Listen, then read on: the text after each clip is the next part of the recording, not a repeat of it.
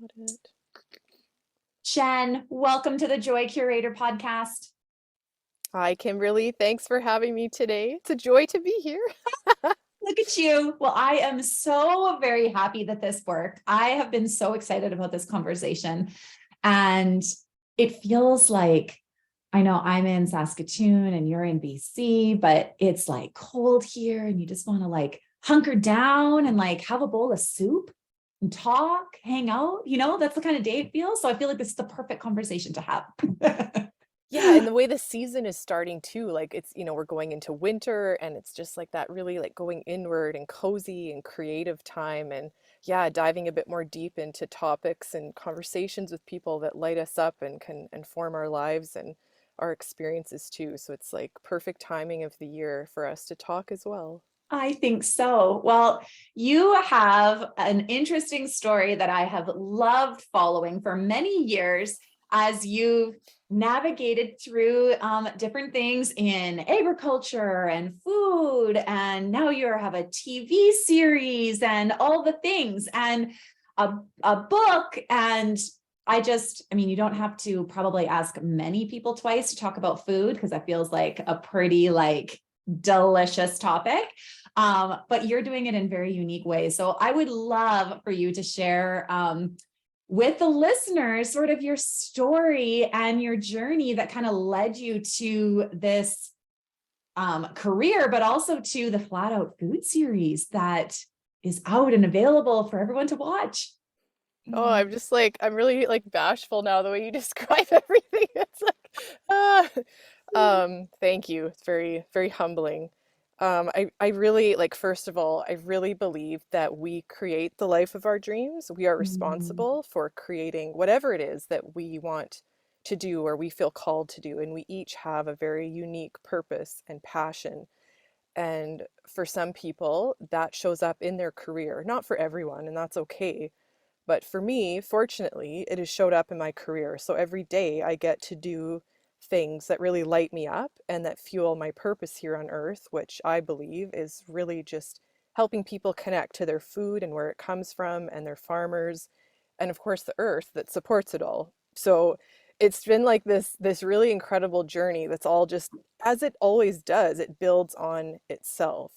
And so for me, it started on the farm. I was born on a big grain farm, I guess. That's where I grew up near Crake. So that's halfway between Regina and Saskatoon.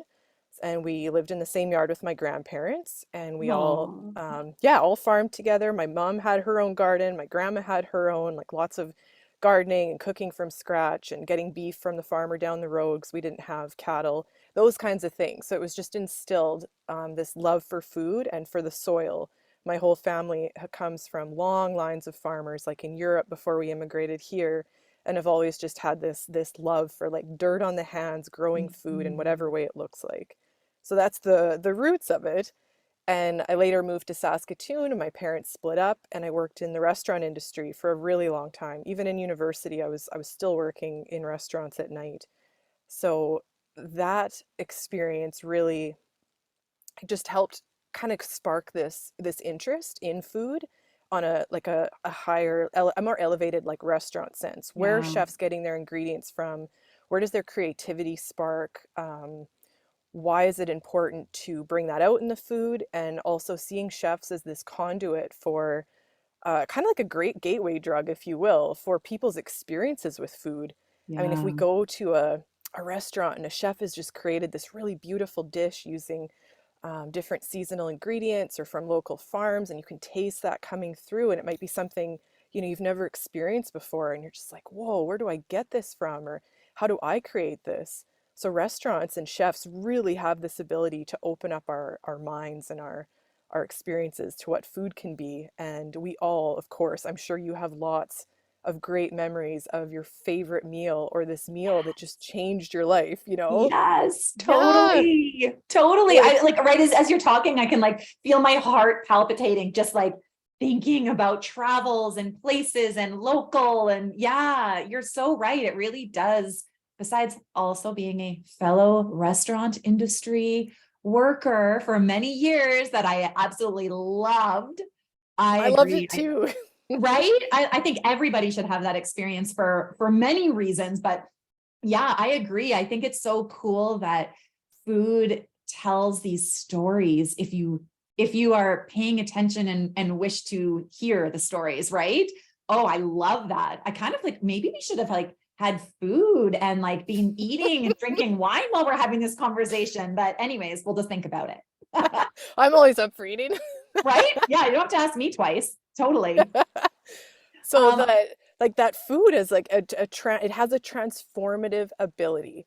And now I'm not saying that experience can't be there if you're in kind of a run-of-the-mill franchise restaurant that is getting all their food frozen, prepackaged, thrown in a deep fryer.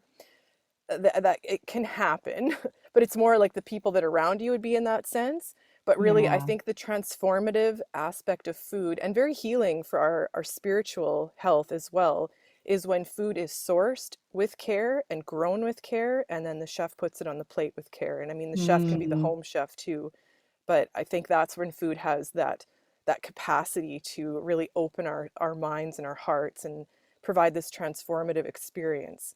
So yeah. that's what really lit me up about food, and I started on this, yeah, this journey of discovery for what food means to me. And I ended up working at the Star Phoenix right after I finished university, and I trained to be a journalist there and learned how, news ethics and reporting and feature writing, all those things. I had just an incredible team of editors and mentors there that really taught me a lot. And one in particular, Heather Pearson, who was our managing editor at the Star Phoenix for many years, she gave me a position as a food writer, and I got to have my own food column. Like, who doesn't Like, want that job? hello. Yeah. I know. It was awesome. So I did it for I think 4 years, 5 years, and there was a lot of like misconception that I was a food critic. I'm not. I'm really not. And I honestly like I don't even care. Like it doesn't excite me. There's great food critics out there, but for me, what's important is that connection to the food. Where are the chefs or the restaurateurs getting their ingredients? What is that connection? And then what story are they telling when they bring that food to the plate? Yeah. And why should we support them? What is different about them? Why should we care rather than going to your typical franchise chain restaurant that is not telling that story? So that's what is really important to me. And that's what I spent a lot of time kind of developing those relationships at the Star Phoenix. And this was in like 2010 to 15, around there. And I moved to Spain for a couple of years. I went and trained horses and just had this wild adventure. I was just ready for a big change. Wow. Yeah, that's Yeah, a bit of a 180. yeah, Love totally. it. But I grew up, like my mom bred horses when I was younger. I grew Okay. up with them and always grew up riding and competing. So yeah, it was just a real adventure. But again, like having the opportunity to live in Spain, and I was in No these little kidding. villages where everything is local. And you've got like the cured ham is really big in Spain, and every region has its own type of sausage and cheese and olive oil and all these things. And if you went into a little market stall and it was all say imported or just like really cheap food, like mediocre, there would be riots in the street. Like, you know, Hmm. so the just that passion for food and sitting down, like Spaniards have very long lunches, like lunch is their big meal, and they'll spend 2, 3 hours eating a long lunch and having wine and just taking time with their family or their friends and enjoying food and eating slowly and enjoying good ingredients. So that affected me a lot too, that love for food. And then, of course, Yeah. that love for the soil, because all the vineyards and the olive yards in Spain, it's just the soil is so important to the terroir of that particular wine or whatever they're growing. So then Yeah. yeah, it's like all these things, right? It just like informs you and keeps your mind growing all the time in your experiences.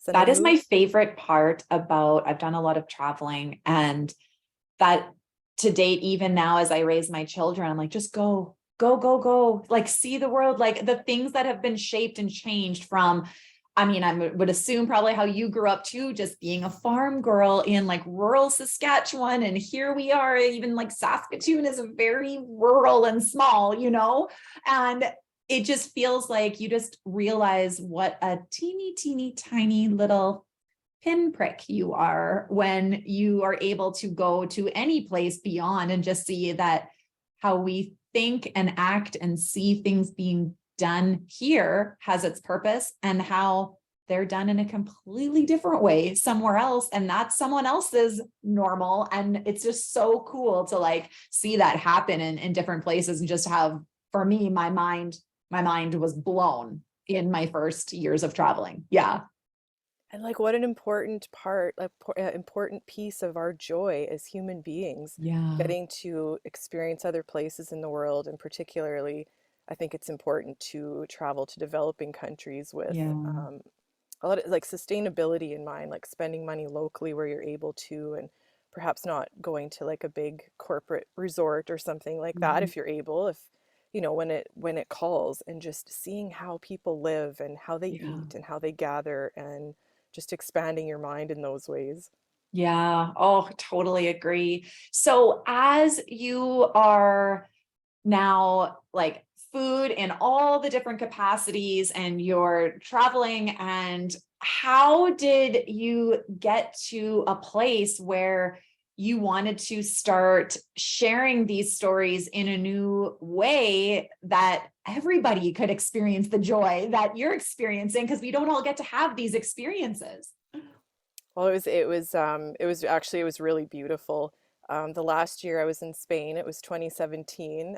There was a lot of messages coming through that I wasn't supposed to be there anymore, but I didn't listen to them. I was very ego driven. I was like, nope, I came here to train horses. I'm going to do it. And it just was not working. And my health failed. I had some bad accidents. A relationship I was in just crumbled. I had some like really bad employers, and I came home really broken actually, and I didn't know Mm. what I was going to do. Like I probably could have gone back to the Star Phoenix. They were so supportive, but I was just like, I need to do something on my own.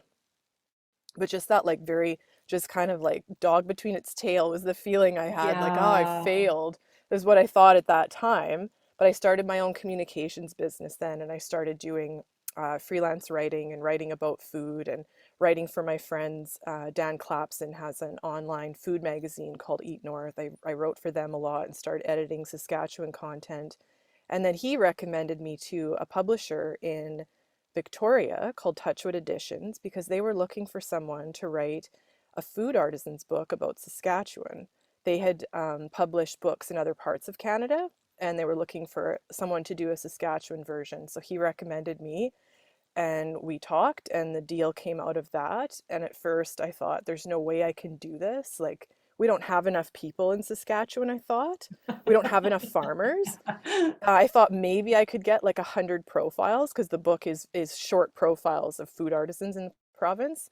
And then I start researching and I start talking to chefs and different farmers I knew and their neighbors. And I pretty quickly got a list of over 200, which would be way Wow. more than the book could sustain. I was like, whoa, I'm in over my head. What am I going to do here?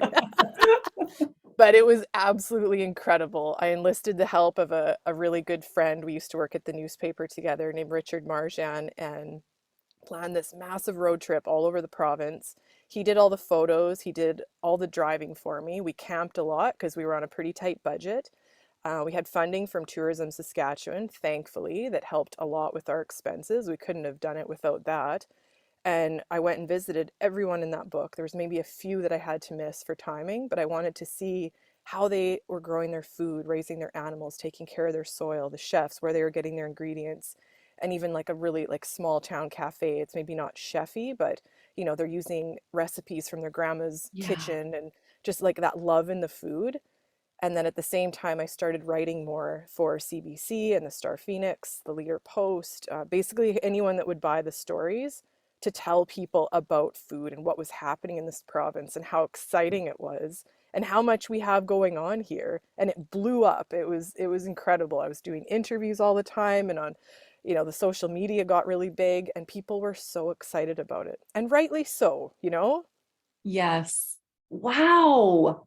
I love that you I love that you just embraced this idea and took it even to the next level by like making this whole road trip and like the whole thing be so hands-on, because that's, I think, often a missing piece as anyone that either like has their own business or even just creativity and wants to like dive into their passion or something, I think often like roadblocks come up, which like funding, even for instance, just even in the things that come up of trying to figure out how to turn something into something. And I love that the doors open for you on this and that you took it all the way to traveling around and meeting these people, because that must have just heightened your ability to even just write about these things by being able to live them. It definitely did, Kimberly, and it was really incredible because the very first week on the road, and I'm with Dickie is his nickname, and I've known him for years. We have a great friendship, and I'm meeting these people in person. I'm seeing their farms and their animals, and I feel this energy. And I said to him, I'm like, holy shit, like the book's not going to be enough. The social media is not going to be enough. I don't know what it's going to look like yet, but like this will be a great start to tell these stories, but it's not going to be enough. So I knew that in like summer 2018, and it was super powerful. So then later that winter, I guess it would have been like whenever Agribition is, I think it's in November in Regina, and I was Yeah. working there. I was on their social media team, and then I met Adrian Halter, who's also a part of Agribition's media team, and we got along great. We're having some phone calls over the winter about various projects. And at one point, he tells me how much he loves food and he loves food documentaries. He's a great gardener, a great home cook, and he's always wanted to do a documentary about food. And he has a production company in Regina called Halter Media, who now produces Flat Out Food. Mhm. And so he didn't have the connections in Saskatchewan, but he just had this a beautiful talent to amass like an incredible team and to put together something that's just very captivating. And so we began talking and making a plan, and we ended up shooting a demo in the summer of 2019 and pitched that to Citytv and Rogers Sports and Media, and it was a go. They loved it. So we put together, it was it's a big team that works on it, but it was produced in association with Rogers Sports and Media and Halter Media as the production company, and then Adrian is the producer and the director. So then we ended up shooting the first season in 2020, and my book came out that spring, and then we shot the first season of this show that is based on the book. It's based on the stories, the people that are in the book are in the show. Yes. And it 2020 was of course this like wild year, and everyone's hunkered down and scared of each other and scared of Yeah. germs and all the stuff, and we're just out there like, yeah, telling stories about food and traveling all over the province again. It was awesome. Wow. That is such an incredible journey. I love that. I just feel like this is just such a beautiful reflection of when, especially you just thinking back to having that knowing feeling when you were originally doing your road trip to just thinking that this needed to be something more. I think instantly just kind of always puts that out there, right? Like being open to having those conversations then, and being open to talk to anyone who wants to talk about it, to just hear your ideas and to hear whatever, and to not be afraid that in what direction maybe that could look like and go. Because I think so often we like keep those things inside and then wonder why opportunities aren't presenting themselves. Oh my Like gosh, you're so right. Yes, we do that so much. We self-sabotage ourselves and we second guess ourselves. We do it all the time. We doubt ourselves and we create stories of, well, I'll never be able to do that. That's not possible. Or because our mind likes safety and it likes knowing what's going to come next. So we'll create this plan that we need to stick to, yeah.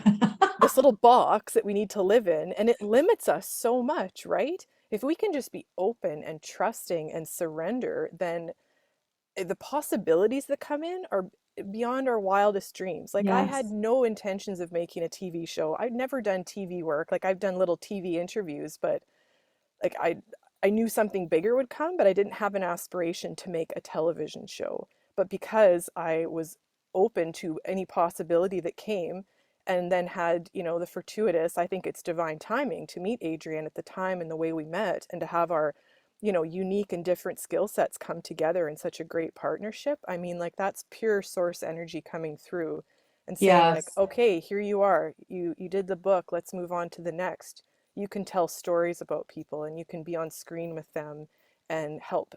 Hopefully, I think I do this. I think I do my best, but to bring out their story in a light that is authentic to who they are and helps tell their story and helps them feel at ease. So that's my role on the Yes. show now, and yeah, it's just wild, isn't it? Oh, it so is. I absolutely love that. As I was recently watching the rhubarb episode, you and I were talking about this via email before, and it just, I don't know, like it's just seeing the intricate detail of what goes into something like a bottle of wine, like that, or something, just from looking outside in my yard at the rhubarb plants there and being able to see that, and then to see just this like great detail that goes in to get it to a place where you can go into a store and pull off the shelf something that has such an incredible story behind it, and then be able to talk about the story like we are right now. And for me now to be able to share this story with other people that I talk to, and to all the listeners hearing this today, I just feel like it's so powerful to see that coming from a garden and a plant and turning it into something so wonderful. Yeah, I just think it's amazing. So I can only imagine that there's no possible way you would ever be able to pick your most favorite of moments as you've been doing the series, because there has to be a million of them. But just as you've been describing, I can just see how lit up you are about being able to share these stories. So what would you say in this process, even from the beginning where you were doing your Saskatchewan road trip and like writing the book and like doing whatever that led now to doing the series, what have been some of the highlight moments for you that have like stood out of just like, wow, I feel like I'm making like core moments here. Like this is something I'm never going to forget. Yeah, definitely. Yeah, those core moments I'll never forget. I think like a big one is centered around chanterelle mushrooms. I Mm, just love them. They are absolute force magic. The chefs that own Hearth, Thane and Beth. yes, that is like my Yeah, favorite restaurant ever. isn't it the best? The Beth calls best. them forest jewels. Yeah, forest jewels, Oh, what she calls chanterelles, and that has just stuck with me. I love it. So when we were researching the book, they took us out to their secret spot, and because they don't forage all their mushrooms for Hearth, but they do it. They'll go like as a fun day trip, the two of them, just to reconnect with the land, and like they love foraging, so they've got their chanterelle spot. And I didn't know a lot about them prior to that. Like I knew we had them and that there's a few guys up north that bring them to Saskatoon and they're really great, but I'd never seen them growing in the wild. I'd never eaten one off the forest floor. So they took Richard and us and I out to their spot, and we got to forage with them for the day and learn how to do it responsibly and not take too much, and um, got to like cook some up and eat them in the forest. And it was just this magical, ethereal day. And then we got to recreate it 2 years later. We did an episode on chanterelles for Flat yeah. Out Food. And so we went to the same spot with Thane and Beth, and Christy Peters from Primal came as well because they're all great friends, and she was in the episode too. So we got to recreate all of it, and we spent like 12 hours in that forest. And the guys are filming everything, and we're picking our mushrooms and cooking them. They brought like a camp stove and cooked up these like fresh chanterelles, which are quite peppery when you eat them like fresh from Yes. the forest floor. And like we cooked those up and had wine in the forest. And like by the end of the day, I remember just kind of like, when I wasn't on camera, obviously, like crawling around a bit on the forest floor in the moss and finding chanterelles and just eating them with the dirt still on them. Because it was like this energy of the forest just kind of came around all of us. And It's a like a lot of the guys, storybook. yeah, it definitely was. And, like we saw a big bear when we drove up. It was like kind of trundling through the bush, and half of us were like, "Oh, this is scary," and half of us were like, "Bear medicine, the day's blessed." Like it was awesome.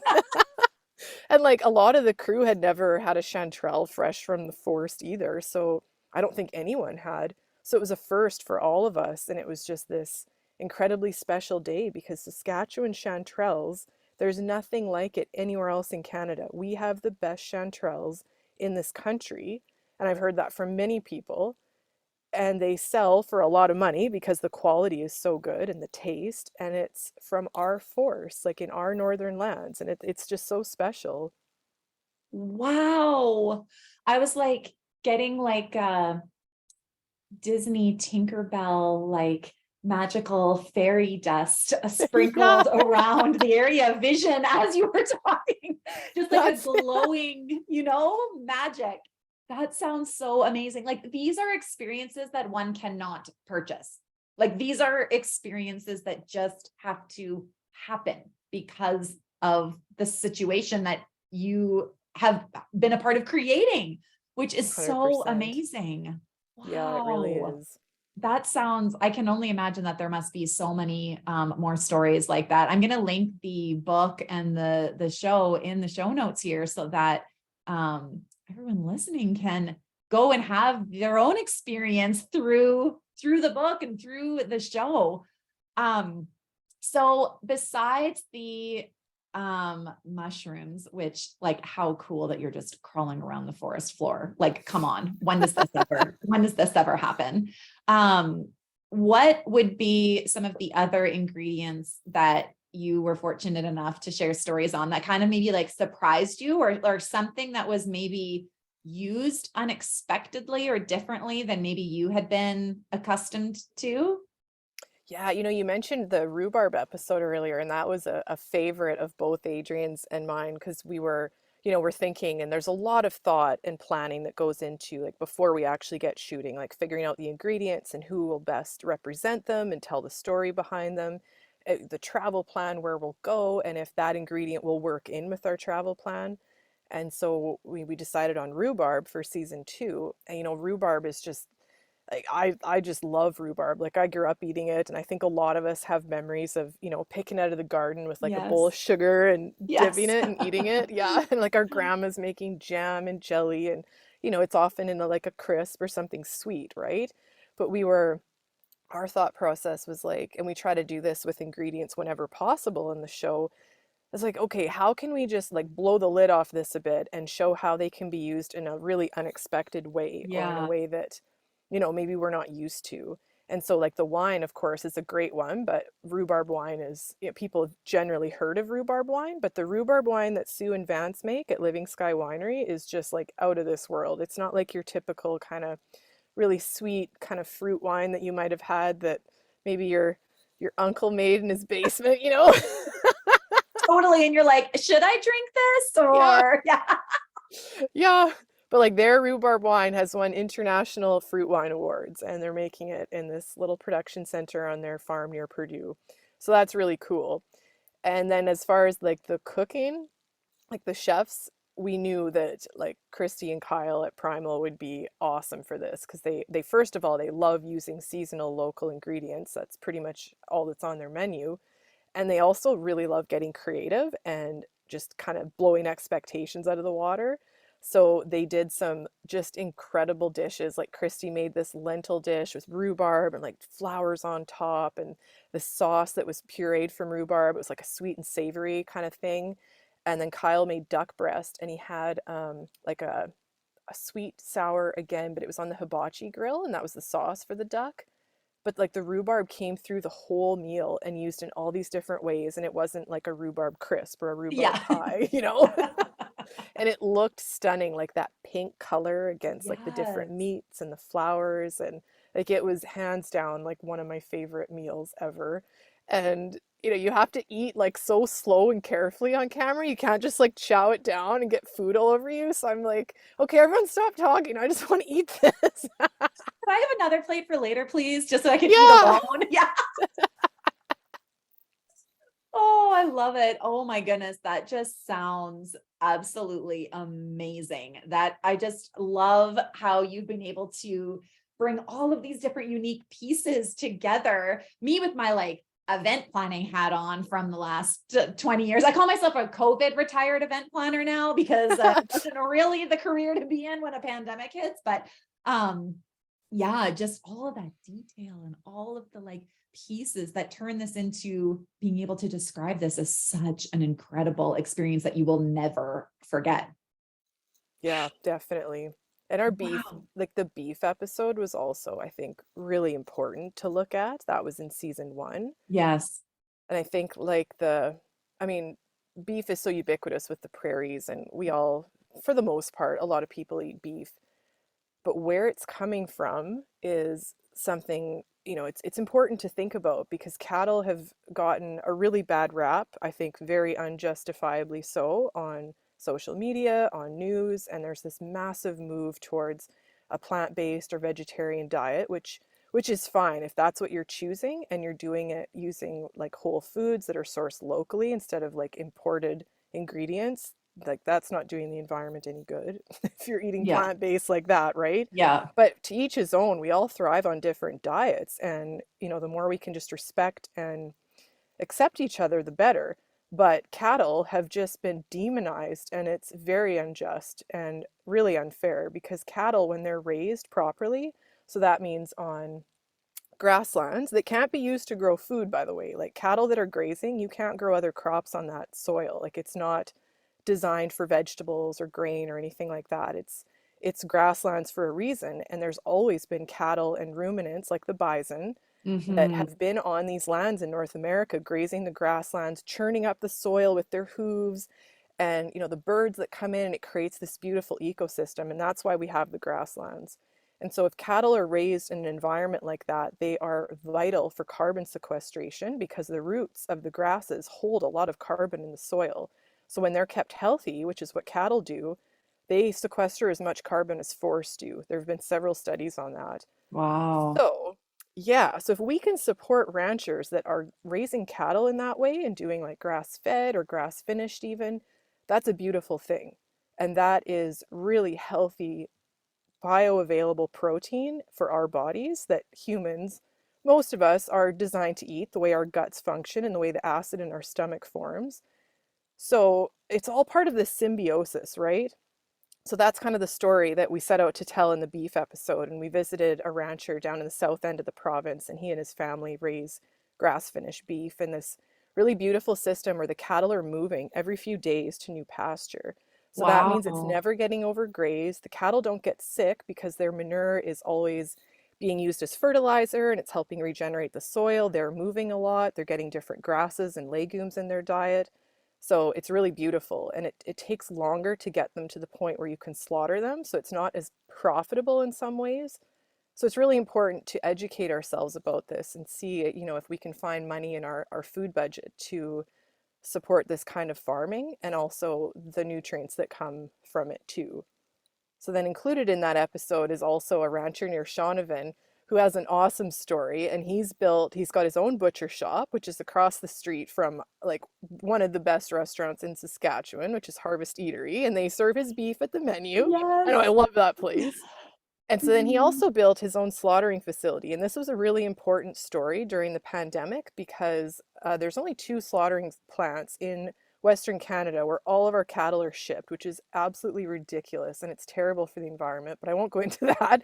They're in Alberta, and, and they got shut down during the pandemic because they had a big outbreak. And so they had to shut down. So there's this huge backlog, and farmers couldn't move their cattle to the feeding lots, which is a whole other thing, but then couldn't move them to the slaughterhouses because we don't have local butchers. We don't have abattoirs anymore in rural communities. We used to have them everywhere. There's a few dotted throughout. But what this has done has taken away sovereignty for local ranchers, getting a good price for their cattle, being able to butcher them locally, which is less stress on the animal, and it creates better economic opportunities, right? Yeah.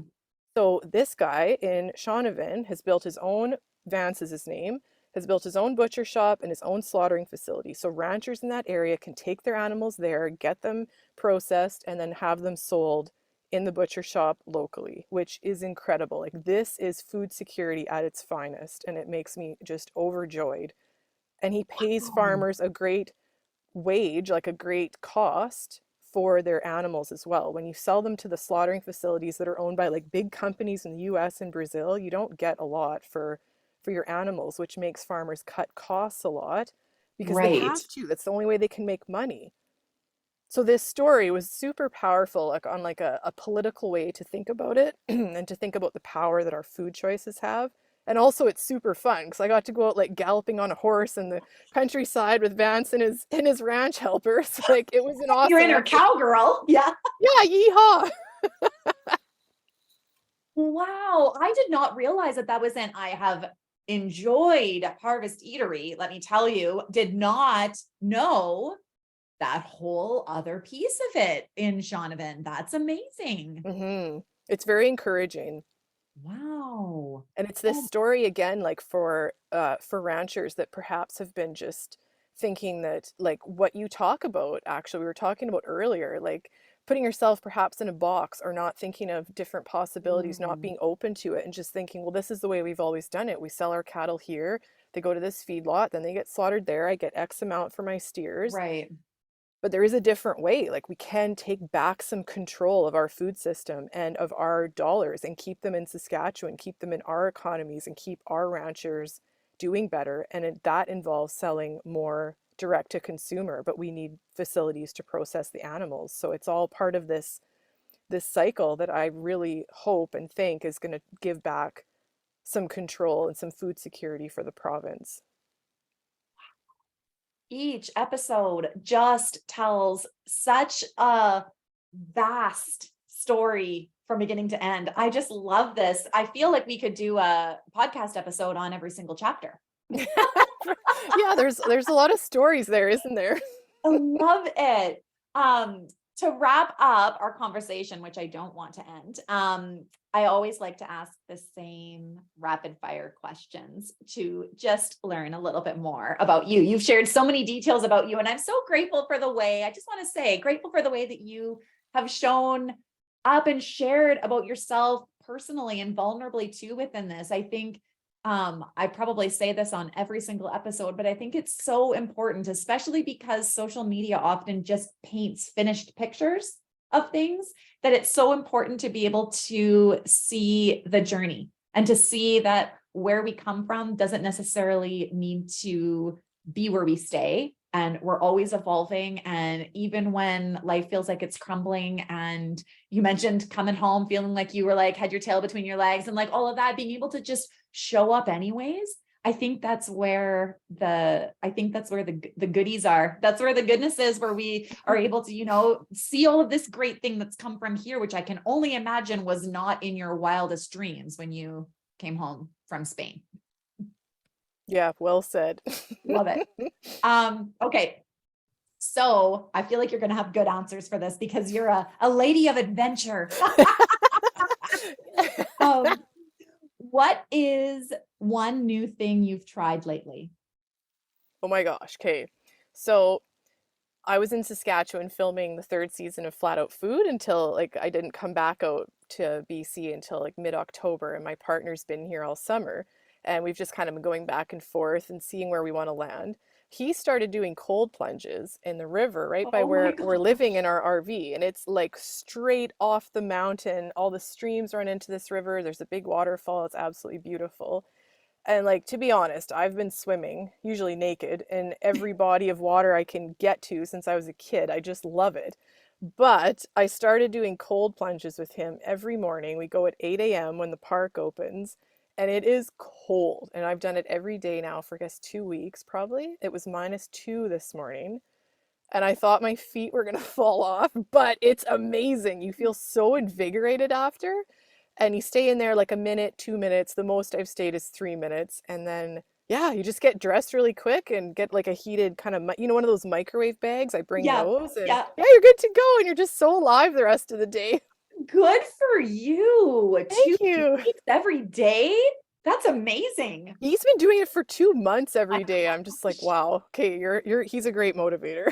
I was going to say it must be like nice to be able to do that together, because I can only imagine on these cold days that would be very easy to be like, you know what, maybe I'll just do it tomorrow. Totally. Yeah, we have to get each other out of bed. Oh, I love it. Okay, what is one thing that people sometimes misunderstand about you that you wish they knew?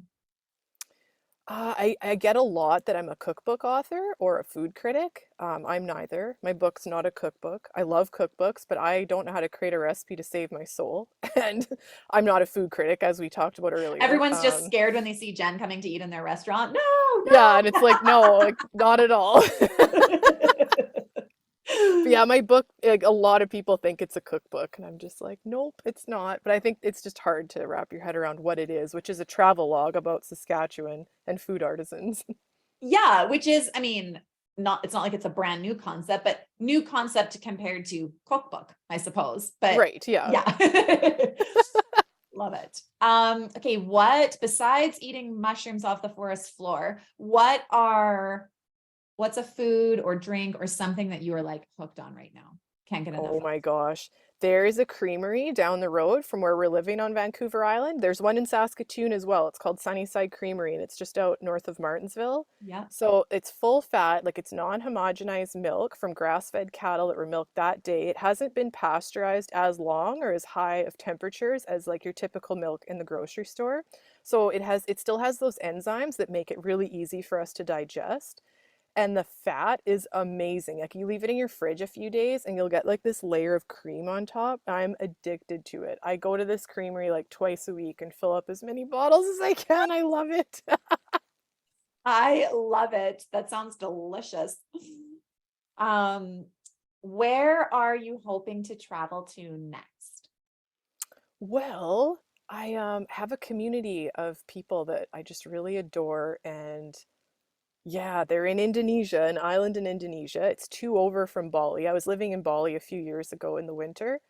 And yeah, I met this community of people and we're forming yeah, just a really heart-centered community. We've all bought land on this island together and they're developing it all. So I think and it all just kind of got put on hold during the pandemic, Yeah. but I can't wait to go back and see them and start building a little bamboo house there with my partner and we'll live there for part of the year. Oh my goodness, that sounds magical. I have not been to Bali since I was there as a 19-year-old. No cares in the world. Went for a weekend while I was living in Asia, and that's all I got to spend there. Like just Oh my gosh. flew like an 8-hour flight from where I was living in Asia for a weekend and back. But that's what you do when you're 19 because It's true. Yeah. there's no consequences to anything you do.